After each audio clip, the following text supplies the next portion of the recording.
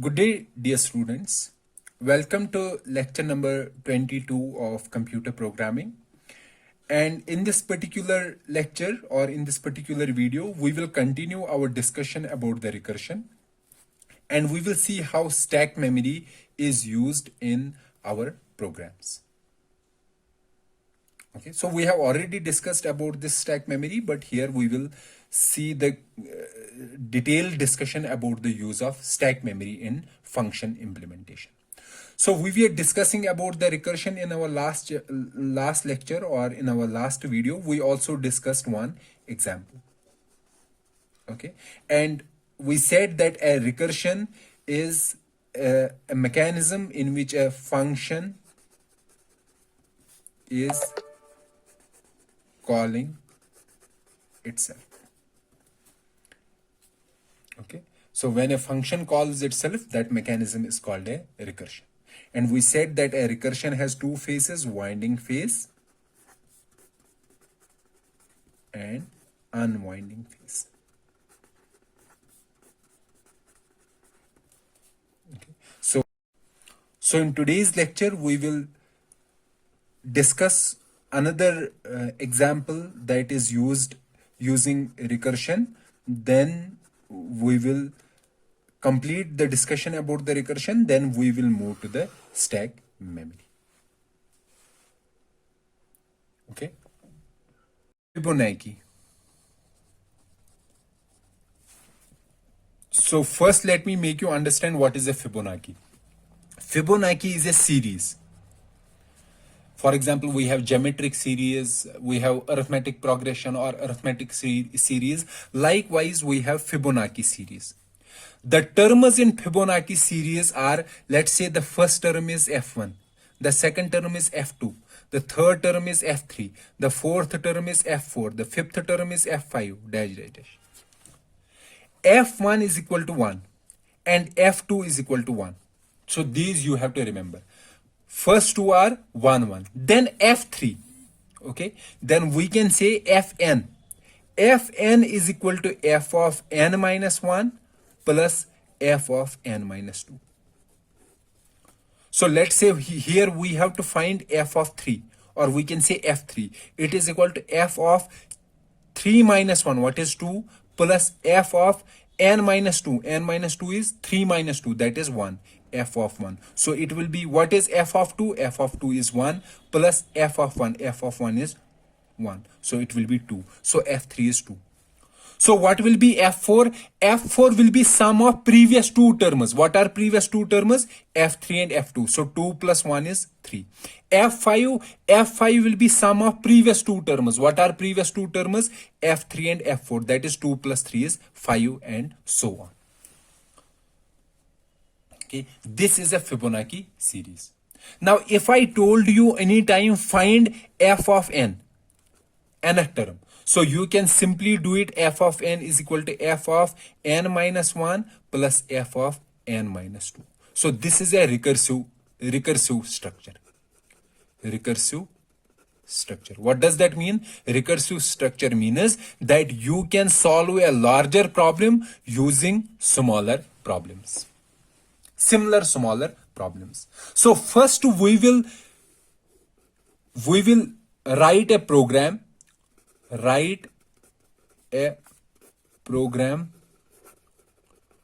to find nth term of a Fibonacci series. So nth term we have to find out. Okay, so we will first write iterative program. Iterative program means using loops. Then we will write a program using recursive manner. Recursive manner using recursive functions. Okay. So let's first write it using iterative approach. Then we will write the same program using recursive approach. So let me write an iterative approach. So let's use hash include studio.h. Okay, so int main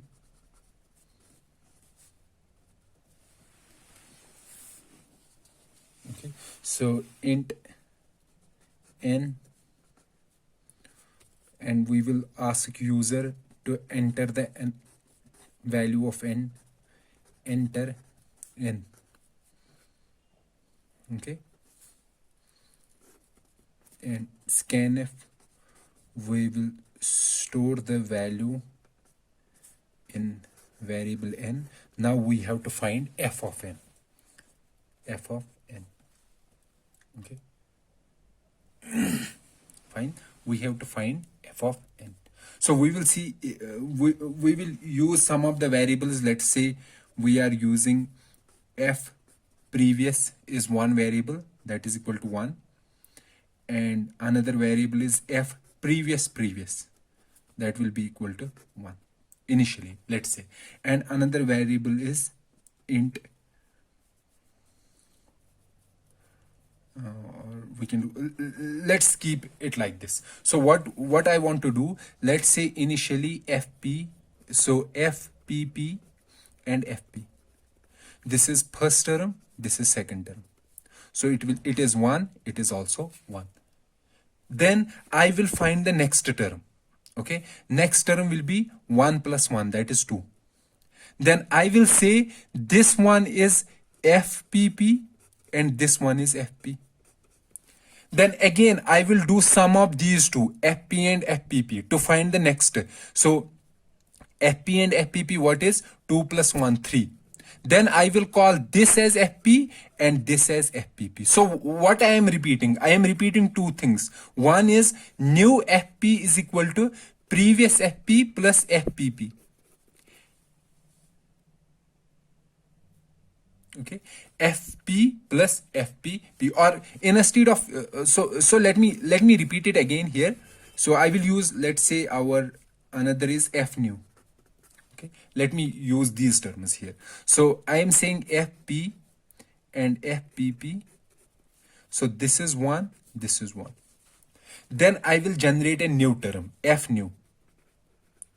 F new will be is equal to f of p plus f of pp. Oh, sorry, this is f of pp and this is f of p. So 1 plus 1 is 2. So this is my f new. Then what I will say that in fpp, so this fpp will become this one. This will be my new fpp. So fpp will be equal to fp. And my this fp will be now this one. So fp will is equal to f new. Then I will repeat this. Repeat means now f new will become fp plus fpp. So this is now fp. So 2 plus 1 is 3. Then fpp is equal to fp. Now this will become fpp, this one, and this will become fp. Again I will repeat it. Now f new will be 3 plus 2. So fp plus fpp, that will be 5. So I am generating the terms of a Fibonacci series. And how many times I have to repeat it? I have to repeat the same procedure using n minus 2 times. Why n minus 2 times? Can anyone say? Because two terms have already been generated, fp and fpp. So we are generating from this point. So that means if I have to generate n terms, then I have to run the loop using how many times?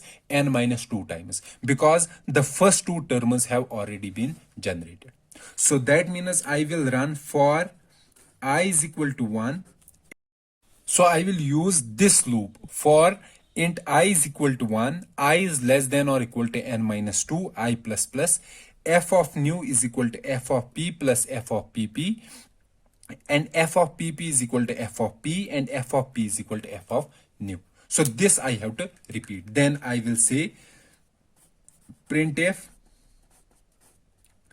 the %d term of Fibonacci series is %d n comma f of new, then return 0. Let's see what will happen. Okay, let's run the program. So int main, int n. So on the screen we will have enter n. So enter n. Let's say user has entered 5. So that means I have to find fifth term. So what is fifth term? 1, 2, 3, 4, 5. Fifth term is 5. Okay, let's see, we will find the 5 or something else. So what is n here? N is 5. Okay, now fp is equal to 1 and fpp is also equal to 1. F new is nothing, so we are starting from here. Int I is equal to 1. I is less than or equal to n minus 2. What is n? N is 5. 5 minus 2 is 3. So we have here 3.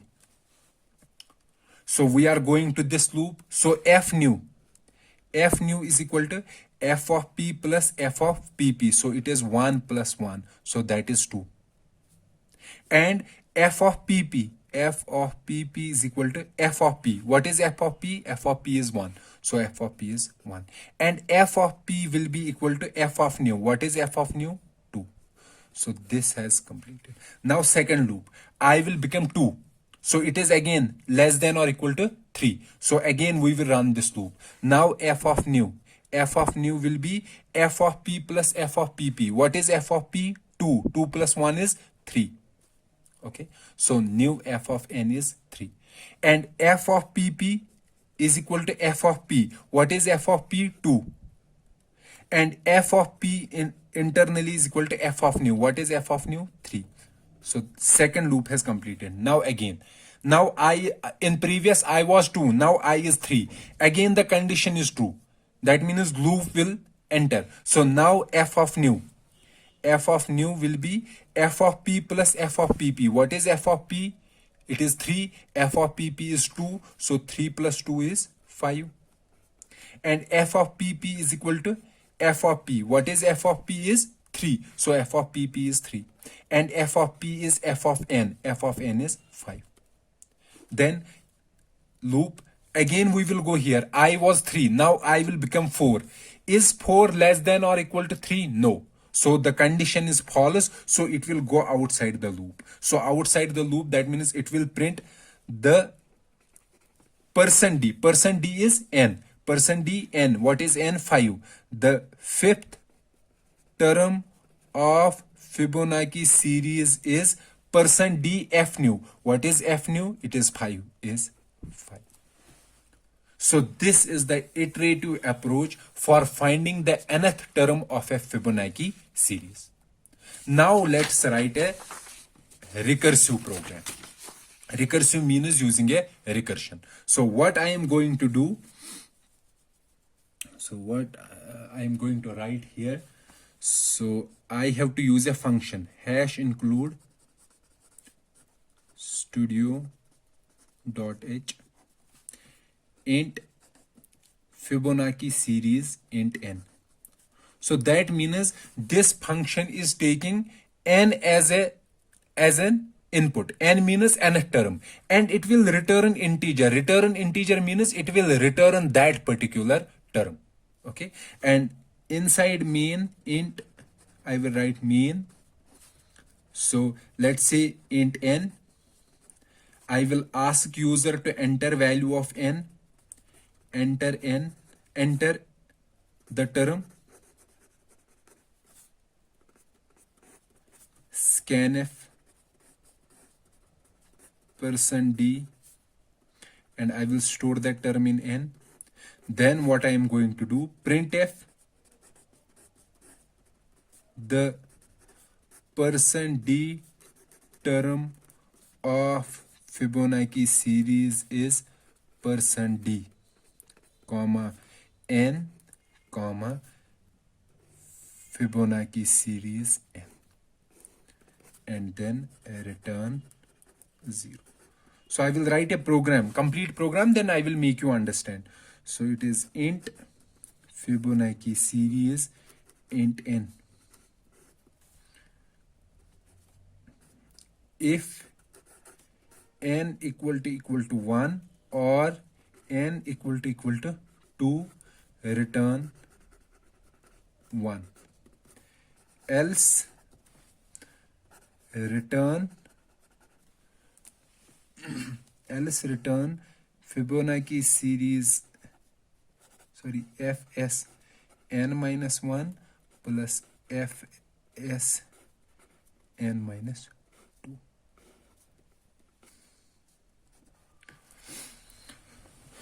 So let's see what will happen in this particular program. So operating system, it calls main. So this is our screen. Let's say this is our screen. Okay. So operating system is calling main. So in main we have variable n. Then after that we are saying printf enter the term. So it will say enter the term. So let's say user has entered 6, or let's keep it 5. Okay, 5. So scanf %d and n. That means in n we have, what is in n? 5. Then printf, it will do the %d term. %d is this n. The fifth term of Fibonacci series is %d. What is %d? It is this. But this is a function call. That means we have to solve this first. So that means this main is internally calling, what it is calling? This function fsn. What is n? N is 5. So it has called this function fs int n. So here n is 5. Now let's see what will happen in this function. It will first check this condition. If n equal to 1 or n equal to 2, return 1. Is this condition true? No, it is false. So it will go here. Else return this. So what it has to return? It has to return two things. What? F of fs n minus 1. N minus 1 is n minus, so what is n here? 5. 5 minus 1 is 4. Plus fs n minus 2. N minus 2 is, n is 5. 5 minus 2 is 3. So that means this particular function is calling two functions itself. It is calling itself separately. These two, fs3 and fs4. Okay. Now let's say it will first call this one, fsn minus 1. So n minus 1 is fs4.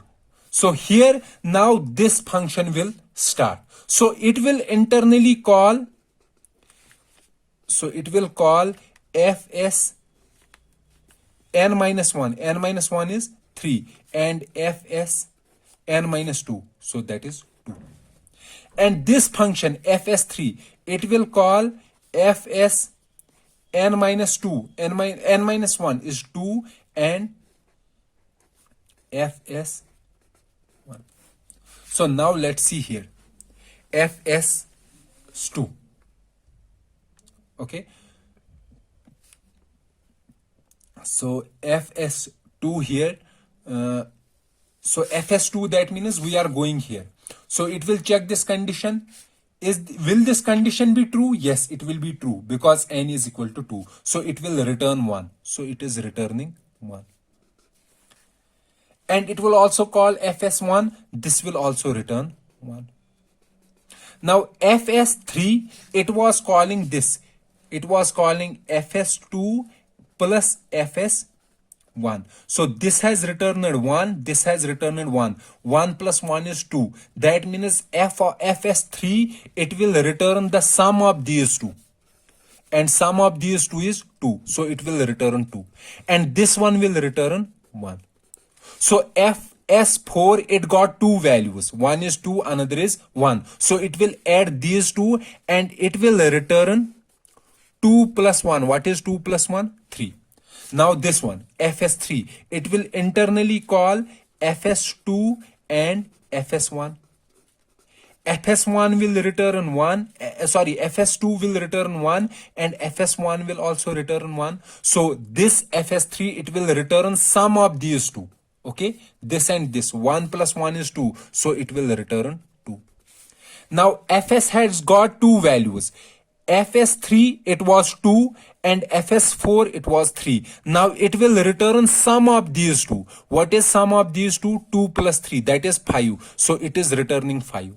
and it is returning 5 to main. That means here it is returning which value? 5. So that means here we have to print 5. So it will write the fifth term of Fibonacci series is 5. Then we have return 0. Return 0 means main has ended. So main is returning to operating system. That means this has ended, program has completed. Okay, so this is the recursive approach. So you can see that using recursion, writing a program is very, very easy as compared to using an iterative approach. Okay, what I am saying that recursive approach is programmatically efficient. That means we can easily, and we have a readable program, is programmatically efficient as compared to iterative approach. So that means same problem can be solved using iterative approach and recursive approach. You have to decide whether you want to use iterative approach or recursive approach. Using a recursive approach, you can write a clean program, or we can say a program that is much easier to understand, and we can say that is programmatically efficient. Programmatically efficient means that the program which can be easily understood from the structure itself. However, iterative approach is we can say, one is program efficiency is systematically efficient. What does that mean? Systematically efficient means the programs written using iterative approach, they run much faster as compared to recursive approach programs. So why? So we have to understand why iterative approach programs are more efficient in terms of speed or in terms of execution time as compared to recursive approach programs. We have to understand this phenomena. Why iterative approach programs are much efficient as compared to recursive approach programs. Recursive approach programs have the advantage that they can be easily written. A person can easily understand such programs, and iterative approach, it is much difficult to understand such programs. But in terms of execution speed, iterative approach based programs are much more efficient as compared to recursive approach based programs. So we have to understand why these programs are more efficient in terms of speed than these programs. So for understanding this phenomena, we have to understand how functions are actually executed inside the system. Okay. So I am saying that if we have a problem, or we can say we have to write a C program to solve a problem, we can solve that problem. Let's say if we are able to solve that problem using recursive approach, then we can also solve that problem using iterative approach. So we can solve it using recursion, and we can solve it using iteration also. Iteration means using loops. So that means if there is a problem that can be solved using recursion, then the same problem can be solved using iteration as well. However, the reverse is not always true. Okay, so but we have to determine, should I use a recursive approach or should I use an iterative approach? Which approach should I use? Should I use a recursive program or should I use an iterative program? So we have to decide. Let's say you have two choices. One is, so here you have two choices. You can use a recursive approach or iterative approach. Then if you want to have an efficient program. Efficient here means in terms of speed, or we can say in terms of execution time. If you want to have a program that takes less time, that has much more speed, okay, that is executing very fast, then you should use an iterative approach, because iterative programs are much more efficient. They have a higher speed, they take less time as compared to recursive based programs. However, if you want to have program efficient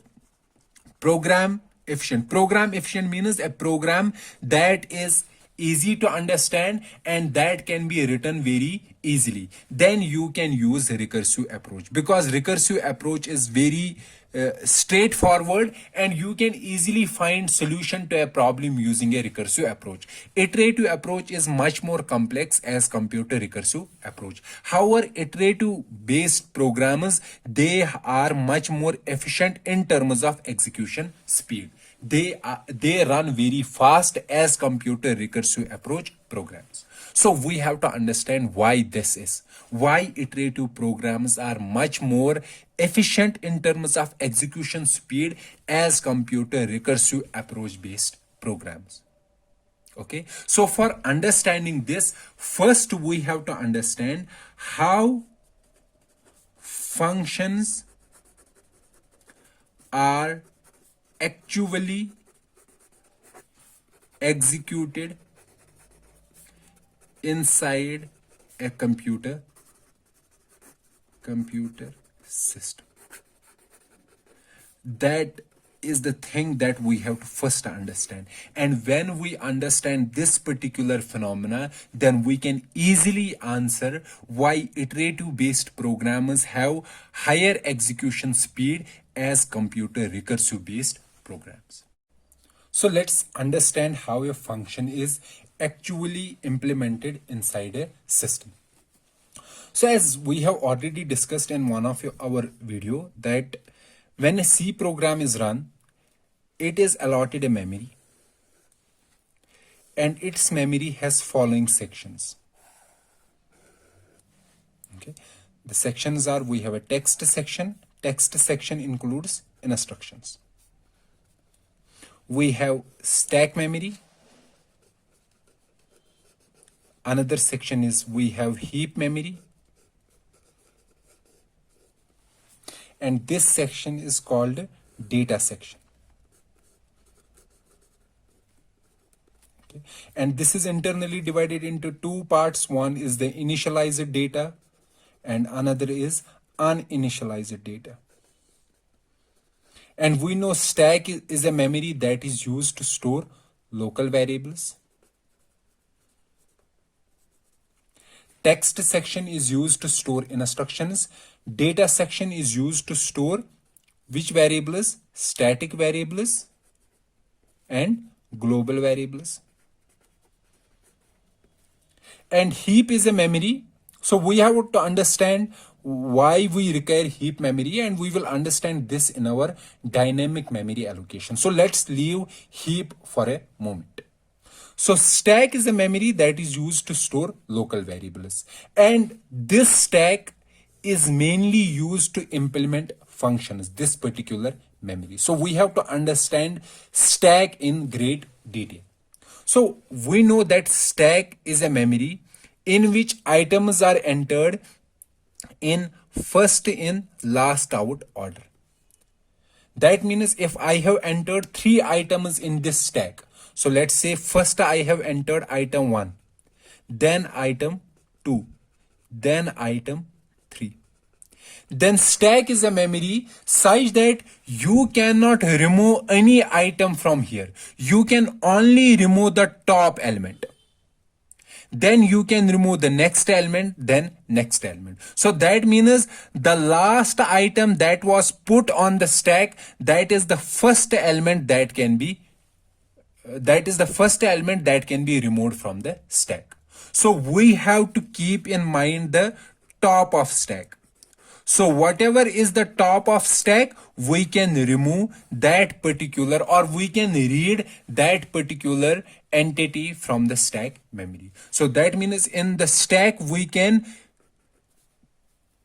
put items in first in last out order. That means the item which has been placed first. So which was the first item? It was item 1. This is the last element that can be taken out from this stack. Why? Because we have to first take out the top element, then the next top element, then at the last we will reach to this first element. So we have first in last out order in a stack memory. So one thing we already know, that stack memory is used to store local variables. What else is this stack used for? This stack is used to implement functions. We will understand how it is used to implement functions. So before that, we know that our variables, they have 4 storage classes. One is register storage class, local storage class, static storage class, and global storage class. We have already discussed these things. Okay, we know local, if a variable is local, okay, it is also written as, we can say, instead of local, it is automatic storage class. It is called a local variable. Local variable means it is visible only in the function in which it is defined. For example, if I am writing, this is my function hash, this is my program hash include studio.h,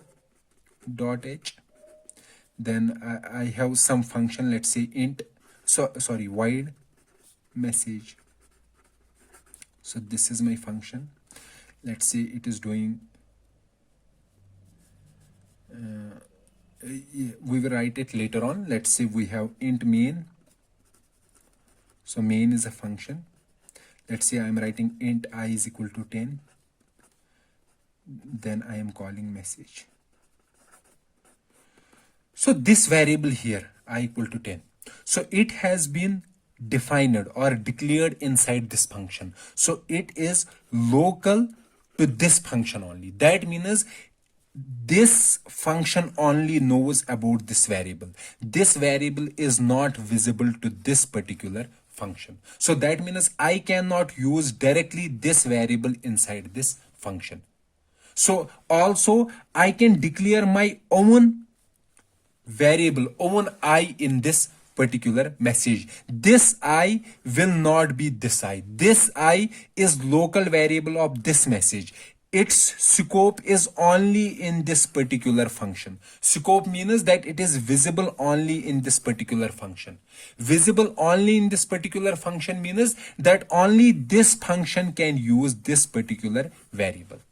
However, if there is a variable, for example, int I, and this variable has been defined outside all the functions, then this function is global function. This variable is global variable. Global variable means that I can directly use this variable here. Let's suppose I can do I is equal to 10. Then here, if I am doing print I, then it will print 10. It will print 10 because it is only one variable and this variable is visible to all the functions. It is a global variable. Here we have to understand that these are our functions. So one function can call another function. So let's see what is happening. Whenever a function is called,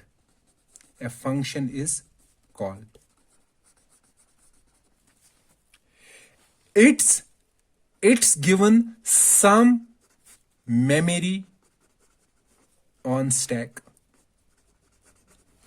It is given some memory on stack. That means it can store its local variables on that portion. Okay.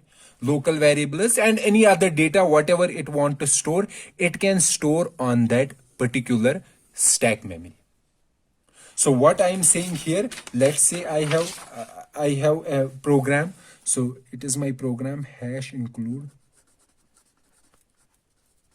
studio.h. Okay, and we have int main. So let's say it is int a is equal to 10. Then it is calling a message and we have return 0. Then we have void message, int a is equal to 20. Then we have message 2 is another function. Okay, then it is return. Then we have here void message 2, then it is int b is equal to 50, then a return. Okay, so we have to declare these two functions beginning. That is already understood. Let's see what is happening when we are writing this program. So this program, that means in memory we are creating, this is our memory structure. Okay, we will have text section, we have other things, and we will have stack. This is our stack. So when main function is running initially, so main function is running, so it is using these variables. A is equal to 10. So this is the local variable of main function, local variable, and it will store this local variable on this stack. A is equal to 10, because we know local variables are stored on stack. Then it is calling message. Okay, when it is calling a message, this message. Okay, so what my program is, what my system is doing, basically this system, it reserves some portion in stack. For example, this portion, it is saying that this portion belongs to main function. So that means main function can store some data here when it is going from this function, main function, to some other function. So what it can store? It can store it as local variables, and it will also store a return address. What does that mean? Return address means that when we are returning from this message, what should be the next statement? Next statement means next instruction. Every instruction in our program has an address. So it has to determine which instruction, from which address I have to start. That means I have to start from this particular instruction. Okay. So now here it is calling a main is calling message. So when a main is calling message, main will have it is this portion on memory. This is called a activation block. Activation block. So every function has an activation block on a stack memory, and activation block, what it contains the variables, local variables that are used by that particular function, and a return address. Return address means that when we are returning to that function, from which address we have to start that particular program. Okay, now we are coming to this message. So message is also a function. So that means for this function also we will have an activation block on the stack. So that means main was calling, it was calling message. So which was the first function? Main. So that activation block is here. Which was the second function? Message. Its activation block is here. So on this activation, we are going to store local variable of message. So A is equal to 20, and here it is calling message 2. So that means when we are moving to some other message, we have to store a return address also. Return address means that now when we are returning to this particular message, which instruction we have to execute. So that means we have to execute this return address. So let's say this instruction was at address, let's say 10, and this instruction is at address 50, let's say. So here a return address will be 10, here return address will be 50. Okay, now we are coming to message 2. Okay, so message 2 means that we have its activation block here. We are not creating activation block here yet. Why we are not creating? Because we will create an activation block when this function internally calls some other function. So let's see what it is doing. It is saying int b is equal to 50. So it will have it as local variable b equal to 50, and it will do a return. Return means, so when we are returning, where we will return. So we have to determine where we have to return. So in our system, whenever we have a return function, we will go to stack. Stack. So that means whenever we have a return, we will go to stack. We will take the activation block on top of stack. Top of stack. So which is the activation block on top of stack? This. and use this activation block. Use this activation block means return address will be 50. 50 means that we have to return here. So that means we will complete this. So we will execute this. So that means we have completed this activation block when we are writing this return. So here again we have return. Return means now go here. Okay, so what is this return saying? Return says again, go to stack, take the activation block on top of stack. Now, which is the activation block on top of stack? This has been removed. Now we have this on top of stack. Okay, so we will take this return address. What is this return address? 10. And we will start from this particular instruction. So let me again repeat it to make it clear. What I am saying that, so we have, let's say we have main. So I won't write a complete program. So it is calling message. Okay. And message is, this is my message. It is calling message to. Okay. So message to. And we will have message to. Okay. Let's see what is happening on stack. This is our stack.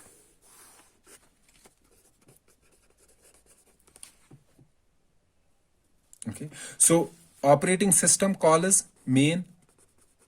So when a function is called, an activation block is created on the stack memory. So in this block, I have local variables of main. Now main is running. Main internally calls message. So when this is called message, so another activation block is created. This is the so this was activation block of main. This is activation block of message. So also when main calls message, in main's activation block, we have return address. Return address means that we have to return here. So let's say this return address is 10. So it will be 10. Now message, we have activation block of message. It is calling which? Message to. So here we have local variables of message. And now this message is calling message to. That means it will save its return address. So what is return address? Let's say this address is 20. So it will store 20. Now we will have message to, activation block of message to. So this is message to. It will have local variables of message. Okay. Now in message to, we have, let's say, return. Here also we will have return at 20.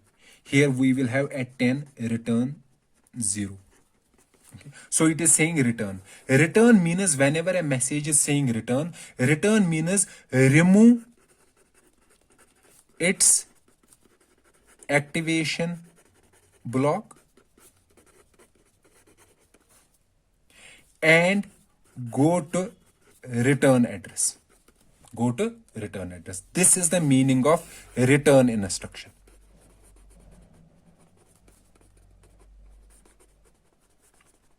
So remove its activation block. What is its activation block? This. So when we are removing this, that means we are removing local variables. So its local variables will be removed. So this will be removed. Now we are on this message. So that means we are going to this particular here. From here we are going here. So where we have to go? At address 20. So this is our address 20. Okay. Now at address 20 we are running return. Again return. Return means remove the activation block of message. So activation block of message is this. So we are removing this. And we have to go to return address. What is return address? 10. So we are going here. So here again we have return 0. Return 0 means remove the activation block of main. So what is the activation block of main? This. And now we are going to operating system. So operating system will remove the program. So this is how our functions are executed in the memory. So when a function is called, its activation block is created on the stack memory. So you have to remember it. And in that activation block, we have local variables of the function and a return address. Okay. Similarly, let's take in case of recursive function calls. So let's take the example of factorial. So factorial was internally calling n into factorial of n minus 1. So factorial n. Okay. So that means when I have a stack, on the bottom I will have main. Okay. Then on top of that I will have factorial of n. Then on top of that I have factorial of n minus 1. Then on top of that I have factorial of n minus 2. So activation blocks will be there up to which level? At the top we will have factorial of 1, because factorial of 1 starts returning. Factorial of 1 returns, what it returns? 1. Okay, so it is returning 1. That means then we are removing the activation blocks one by one. So when we are using a recursive function means we are pushing the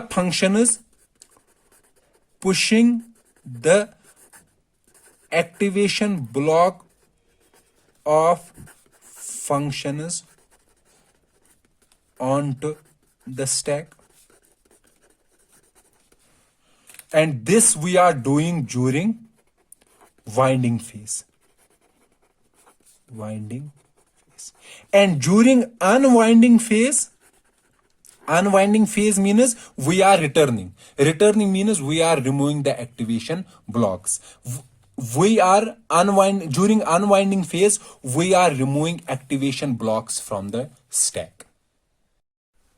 Okay, that means in recursive function calls, we are continuously pushing something on the stack. Stack means here memory, main memory.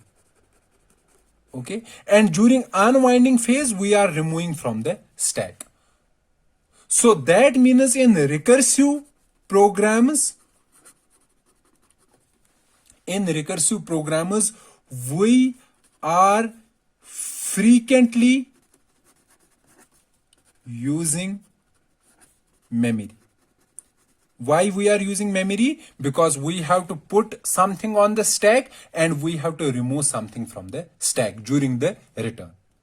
However, in case of iterative programs, so let's say I am writing an iterative program. So that means I have a main function. Inside main, I have a loop. Okay. So in this particular program, this stack will have only one activation block. That will be the activation block of main. That means I don't have to access memory repeatedly, because I don't have to push. Push means putting something on the stack. I don't have to push something on the stack. But in recursive function callers, I have to push the activation blocks of function calls on the stack. And during unwinding phases, I have to pop. Pop means removing data from the stack. So during winding phase, I have to push activation blocks on the stack, and during unwinding phase, I have to pop activation blocks from the stack. So in recursive programmers, I am using stack repeatedly. However, in iterative programmers, I am not using main memory much. So I don't have to access the main memory repeatedly. So accessing a memory takes time.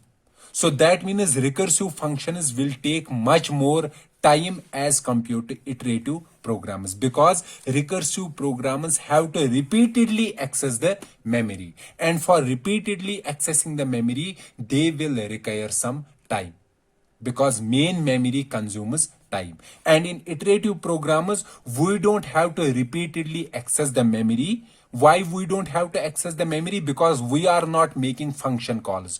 During function calls, we have to access the memory. Why we have to access the memory? Because we have to store the activation block on the stack memory.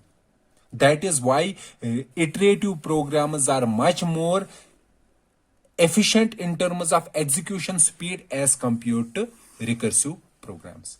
Another disadvantage of recursive programs is that if you are continuously, or we can say if you are infinitely infinitely calling a function, what will happen? Infinitely means that it will create infinite activation blocks on the memory.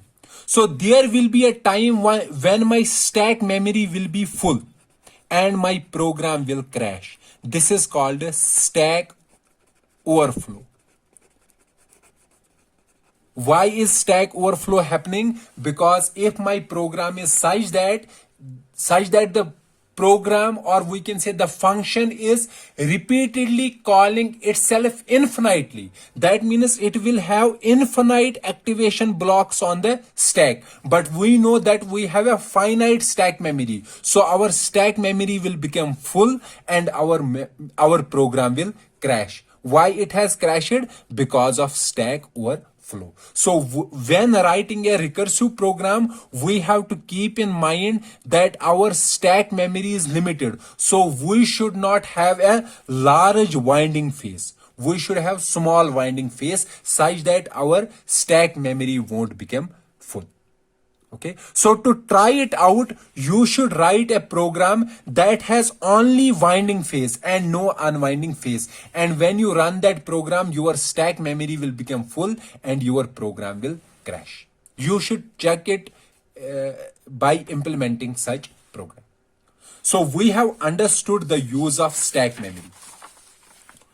So we have understood the use of stack memory. So stack memory is used to store activation blocks of functions. And what is contained in the activation blocks? In activation blocks, we have local data, or we can say local variables, and also return address. Okay. So we push activation block on the stack, and during return statement, we pop activation block from the stack. And as a result, in recursive programmers, one important, or we can say the main limitation is it may result in stack overflow. Why it may result in stack overflow? Because if my winding phase is very large, it will push infinite activation blocks on the stack. But our stack memory is limited, so it will result in stack overflow. That is why iterative programmers should be preferred as compared to recursive programs. So there is another scheme that is used to handle this stack overflow problem, that is tail recursion, but we won't discuss that thing here. So that is the reason why loops are much more effective as compared to recursive approach. So this completes the discussion about the recursive functions, how functions are actually implemented in memory, and why iterative based programs are much more efficient as compared to recursive programs. Now let's recap something related to the storage classes. So we are well aware about the storage classes. We have 4 storage classes: register, okay, then we have automatic, we have static, and we have global. We have already discussed these storage classes and what is the scope of the variables in each storage class. However, here, since we have completed the discussion about we can say about the functions, now we can recap these variables, and using these storage classes we will understand how they are making difference in these functions. So we know a variable which is a register variable is stored in register memory. A variable which is automatic, it is stored in stack. And these 2 variables, they are stored in the data section. So these variables, automatic variables, these are local variables.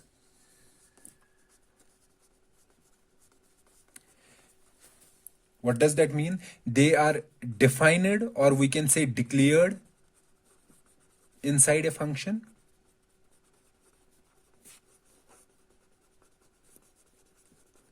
and they are visible only in that function. Also, when a function completes, local variables are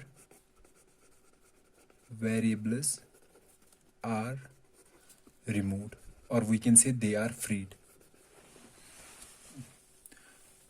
And if a local variable is not initialized, or likewise if a register variable is not initialized, initially it gets a random value. That is also called a garbage value. Now it comes to a global variable.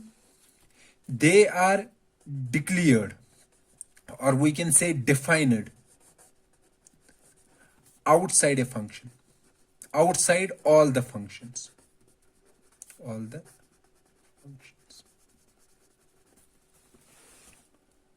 Okay, and visible throughout the program. So that means all the functions in the program, they can access this variable. Fine. Now comes the static variable. So static variable is static may be a global or local. A local static variable is defined inside a function and it can be used only in that function. But static variable, it differs from the automatic variable in such a way that it is initialized only once and it retains its value throughout the program.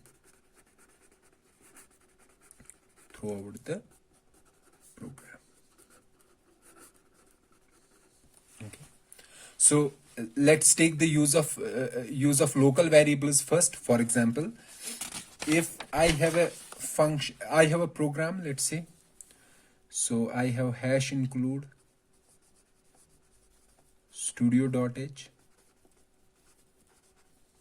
Then I have int main. Okay, inside I am using a variable int a is equal to 50, and let's say it is calling a function message, and then we have return 0.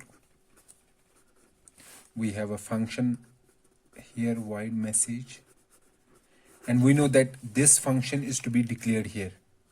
Okay, so we have to declare this message here, void message. Okay, and inside this I have, let's say, int a. So if I do, for example, like this, printf %d and then a, then return. Let's run this program. So what will happen? It will come here. Okay, so that means in our memory, let's take the stack memory. So we are first calling a main program, so its activation block will be here. So it can store its local variables here. So its local variable is a and it is equal to 50. So this activation block, it belongs to main. So a main, whatever data is used in the main, local data, it will use that data from here. Okay, now we have message, it is calling this message. Now its activation block will be here. So its local variables will be here, message local variables. So it is saying printf %da, but this message will find whether there is this variable a in its activation block. Is there an a in its activation block? No. This a variable, we have declared it here. So that means it is local to this function. Other functions won't be able to see it, because this variable does not belong to its activation block. So this message, or we can say the functions, they will be able to access the variables in data section and the variables in its activation block. This A is in the activation block of this message main. So this message won't be able to see it. However, if I create int A is equal to 80, so it will have a local variable A is equal to 80. So this A is local variable of this message, and this A is different, and it is a local variable of main program. Now if I am writing, for example, int A is equal to 10. So here A is a global variable. That means in this data section, I will have A is equal to 10. Now let's say I don't have it here.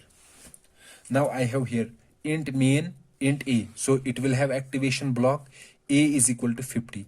Also in global, we have A is equal to 10. Now here when this main is using A, if it uses A, will it use it as local variable or this global variable? Which one it will use? It will always use the local variable. The local variable gets the preference as compared to a global variable. So it will access this local variable. So if I am using here printf %d and I am doing A, which A it will print? This global A or local A? It will print global A. Okay, so you have to remember it. Now here we are going to void message. Now message will find that there is A. So it will find that there is an A in the global. There is an A global variable. So it will print 10 here. So here 10 will be printed and here 50 will be printed. So global variables are visible to all the programs. But you have to remember, whenever we have a global variable here, so global variables should be defined before, or we can say should be declared before the function that is using it. So which function is using the global variable? This message function. So this variable should have been declared before it. However, if I declared this global variable after this message, so here, so global variable is any variable that is defined outside all the functions. So here it is defined outside main message function and outside main function. So it is defined outside the functions. So it is a global variable. But I am declaring or I am defining this global variable after this particular function that is using it. So in this manner, in this scenario, I have to inform this message that there is one global variable that I am going to use. For that purpose, I will write extern int A. So extern int A is saying to this particular message that there is one variable A. That variable is a global variable and that has been defined external to this particular function. So it is not a local variable, it is a global variable. We are just informing here to this function that there is an global variable A and that variable has been declared after this particular function. However, if I am declaring this before this particular function that is using this variable, then there is no need to write this particular definition. So it is same as we are doing in the message definition. If we are defining a function before main, then there is no need to declare that function. Then there is no need to provide the prototype. However, if we are defining a function after the main, then a prototype should be provided at the beginning. So here also, if I have a global variable before the function that is using it, then there is no need to write this. However, if I am defining a global variable outside a function or after the function that is using it, then I have to inform inside the program that there is one global variable that is outside this particular function that is using it. Okay, fine. So two things we have understood here. First thing, when we have a local variable and a global variable with same name,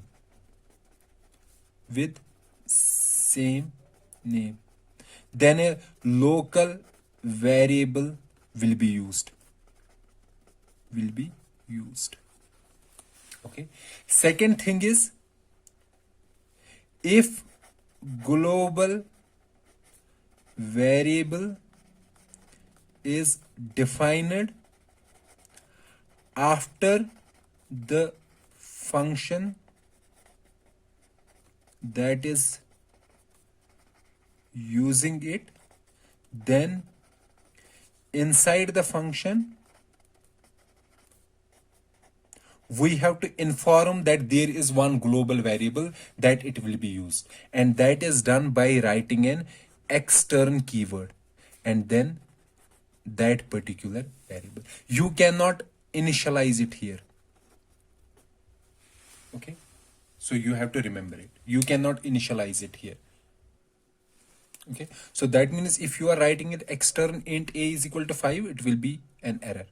So extern int just informs a function that there is a variable a. It is a global variable and it has been defined after this particular function. Okay, but it is better to write all the global variables at the beginning, so that this should be avoided, writing this extern int. Okay, so what I am saying about the storage classes, the first thing is that if it is a register or auto means local, they are register is stored in the register memory and auto variables are stored on the stack memory. Static and global, they are in the data section. Okay, and local variable is removed, or we can say its scope is only inside that particular function, and global variables has the scope to the entire program. Okay, and static variables, they are not so the difference between local and static, or we can say automatic and static is static is it is alive throughout the program, and also it is initialized only once,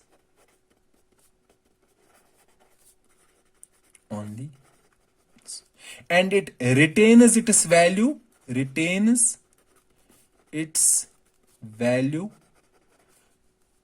throughout function calls. What does that mean? I will explain it. Throughout function calls. What does this mean?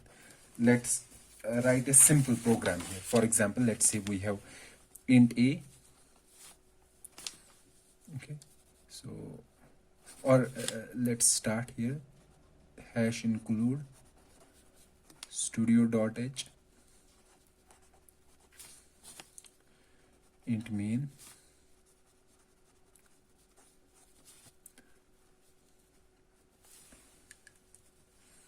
Okay. Let's say main is calling a function message.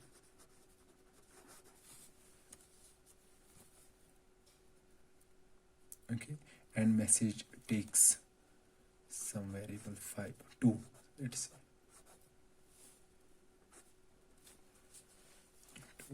Then it is return 0.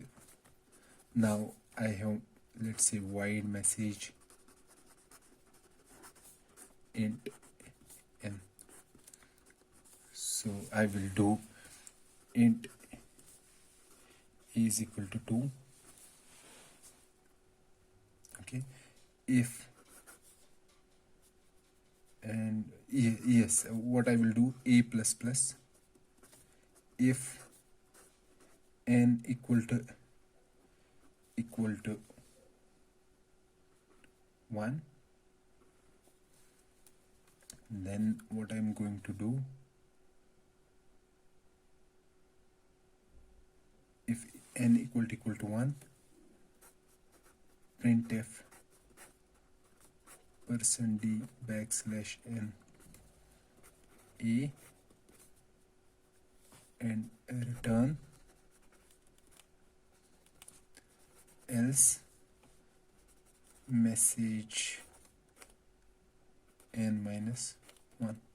Let's see what will happen. Okay, let's see here.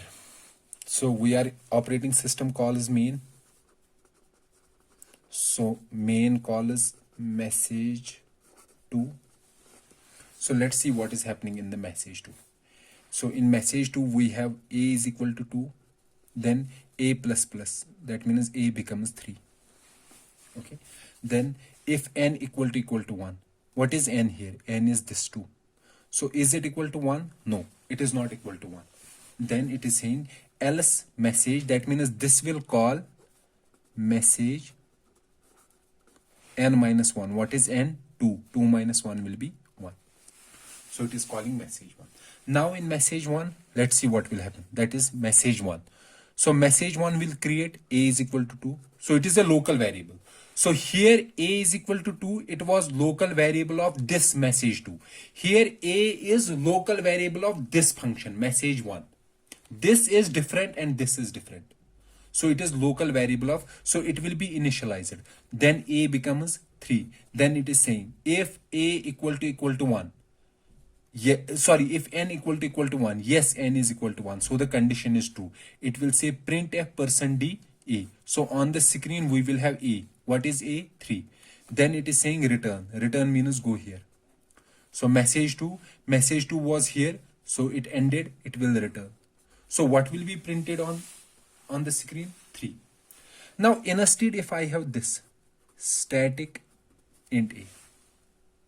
So what will happen? So when operating system call is, so here I am writing operating system call is main. Now main call is message. Message what? Message 2. Okay. Now message 2, that means here we are. Message n is 2. So it is saying static int a is equal to 2. So it will create a variable in the data section, not in its activation block. In the data section, there will be a variable a is equal to 2. And that is a static variable. Now, this will become a plus plus. So it will make this a is equal to 3. So this variable is stored in the, where it is stored? In data section. Here, this a was stored in activation block. And this activation block was on stack. So here a is stored in the data section. Now we have if n equal to 1. So it is false. So it will go else. That means this will call now message 1. Okay. Message 1 means it is calling itself. Now it will see static int a is equal to 2. Here, previous case, it was creating a new variable a is equal to 2. And this variable was stored in its activation block, message 1's activation block. However, as when we have a static variable, it is initialized only once, or we can say this statement is executed only once. So it was already executed here. So this statement won't be executed again. And this variable is there in the data section. What is the value here? 3. So we won't create a new variable. Here we were creating a new variable. So now it is saying a plus plus. A was 3. It will become 4. So message 1 has made this a as 4.